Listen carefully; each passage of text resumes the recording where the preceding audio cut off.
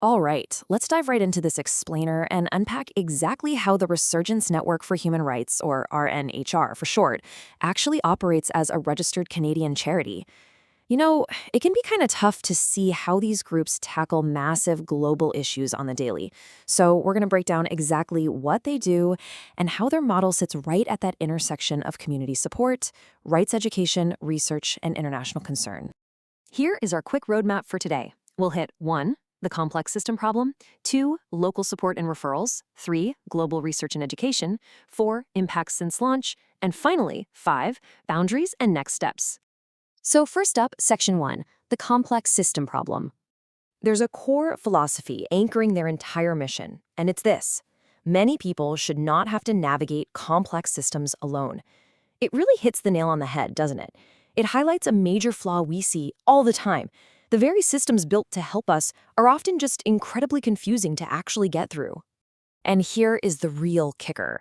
People face these complicated systems precisely when they have the least time and energy to manage them. Seriously, think about it. Whether someone is dealing with housing instability, discrimination, legal confusion, or displacement, these massive bureaucratic hurdles pop up right when a person is already completely depleted. I mean, filling out a 30-page government form is exhausting on a great day. You definitely don't have the luxury of time to decipher complex legal jargon when you're just trying to secure a safe place to sleep. To counter that exhaustion, RNHR focuses its community-centered support right on the most vulnerable groups. We're talking newcomers and refugees, low-income individuals, youth and families, victims of rights violations, people seeking legal help, and diaspora groups. These are absolutely the folks most likely to fall through the cracks of a clunky system. Okay, moving on to Section 2, local support and referrals. So how does this look on the ground? Well, they operate through two main local pillars. First up is humanitarian support. This means connecting vulnerable people to crisis pathways and getting them referrals for absolute essentials, like food and shelter. The second pillar is legal and rights navigation. This involves public legal education, basic rights info, document support, and crucially, making qualified legal referrals. Basically, they act like a compass, pointing people in the exact right direction when they're totally lost in the system. Which brings us to Section 3, global research and education. Now, RNHR doesn't just stop at local referrals. They've got two global pillars designed to drive actual systemic change. The first is education and workshops. This covers their Human Rights Academy, webinars, and community mentorship, all geared toward educating the public on both Canadian and international human rights. The second is international research. Through their country reports and ethical observatory monitoring, they track global rights trends. It creates this really fascinating feedback loop, actually. The local support informs their grasp of global issues, and that global research empowers their local education. Section 4, impact since launch. Let's look at some numbers. 0. Yep, 0. You really don't see organizations broadcast a 0 on their impact reports very often. But RNHR currently tracks 0 people supported through fully rendered direct services. Honestly, this is a massive testament to their transparency.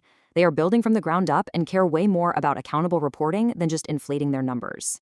But the momentum is definitely building. They have already successfully logged 2 initial community support interactions. These are those absolutely vital first steps: listening, protecting privacy, and assessing what a person actually needs.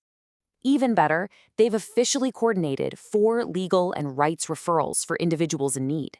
That's 4 distinct times they've stepped in as that crucial bridge, taking someone out of total confusion and connecting them with specialized, qualified help.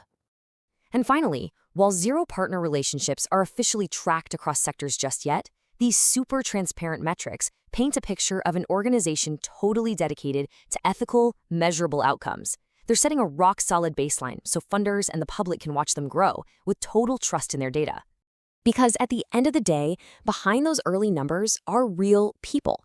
Just look at this quote from a community member. RNHR helped me understand where to begin when I had nowhere to turn.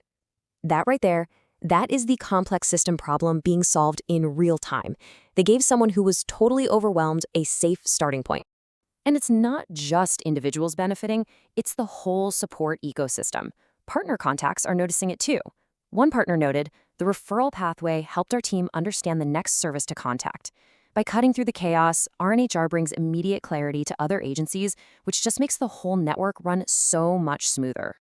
The impact of their education pillar is equally huge. One workshop participant shared, The workshop gave our group clearer language for rights, dignity, and safety, literally giving vulnerable communities the vocabulary they need to advocate for themselves. That is a massive step toward long-term empowerment. Which brings us to our final part, Section 5, Boundaries and Next Steps. Now, truly understanding an organization means knowing exactly what they do not do. What RNHR is: referral coordination, community education, advocacy, and research. What they are not: an emergency response service or an emergency housing provider.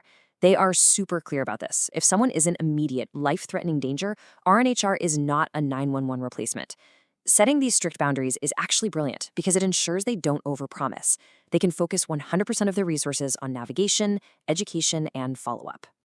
So where do they stand right now? Based in Toronto, RNHR is a fully CRA-registered charity ready to roll. They have transparent, privacy-conscious data practices in place.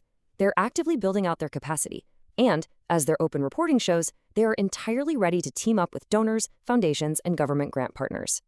We've seen just how devastating it is for people to navigate complex systems during a crisis, and how RNHR is stepping up to build a transparent, boundary-driven bridge to stability. But it does leave us with one final question to ponder. How will you help bridge the gap between crisis and stability? It's a profound challenge, and definitely one worth thinking about. Thanks so much for joining me for this explainer.